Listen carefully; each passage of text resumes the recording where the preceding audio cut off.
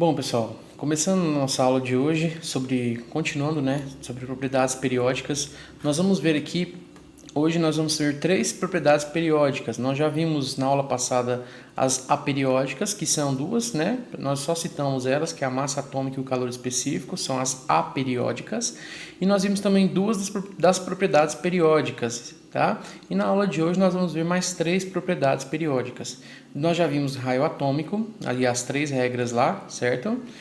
Que da aula passada. Se tiver dúvida ainda pode rever a aula. Nós também já vimos a energia de ionização, certo? E na aula de hoje nós vamos ver essas três propriedades periódicas, tá? A primeira propriedade periódica que nós vamos ver hoje, meninos, é a afinidade eletrônica, que a gente pode chamar por AE, tá?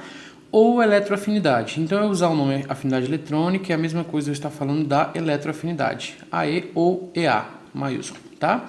Então, repara o seguinte, pessoal. Quando um átomo recebe um elétron, certo? Quando ele recebe um elétron, ele se transforma num ânion, certo?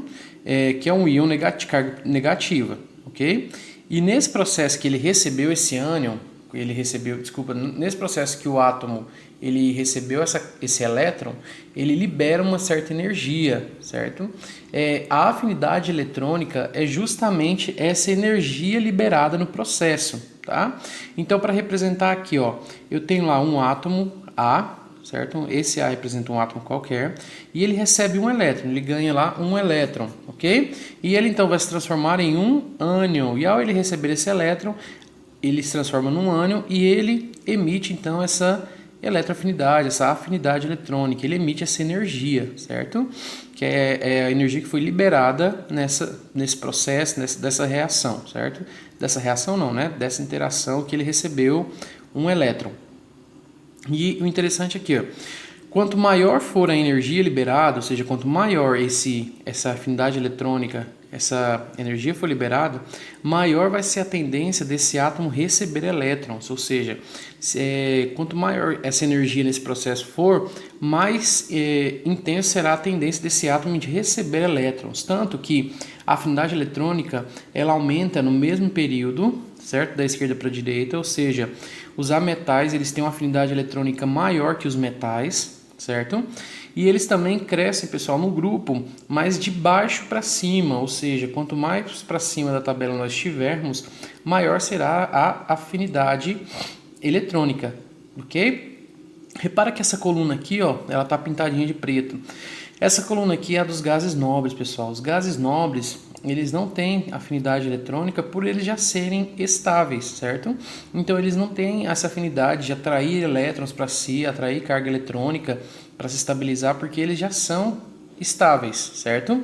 Então, eles não encaixam nessa propriedade periódica. Por isso que eu pintei eles aí de preto, bem forte aí, tá? Para vocês entenderem que eles não fazem parte desse processo aí, tá? E aqui, então, a gente vai para a nossa próxima propriedade periódica. A próxima propriedade que nós vamos ver é a eletronegatividade, certo? O que é a eletronegatividade? A eletronegatividade, meninos, é a tendência que um átomo tem de atrair carga negativa para si. Então, logo, está relacionada a eletronegatividade, de certa forma se relaciona com a afinidade eletrônica, certo? Porque quanto maior for a energia liberada, maior será a tendência do átomo receber elétron, certo?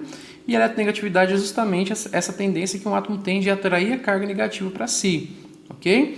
E se a gente vê a eletronegatividade, a forma como ela é analisada é exatamente igual à forma como a afinidade eletrônica é analisada. Repara essas duas tabelinhas que eu coloquei aqui, ó. As duas crescem no mesmo período da esquerda para a direita e de baixo para cima no mesmo grupo, ok?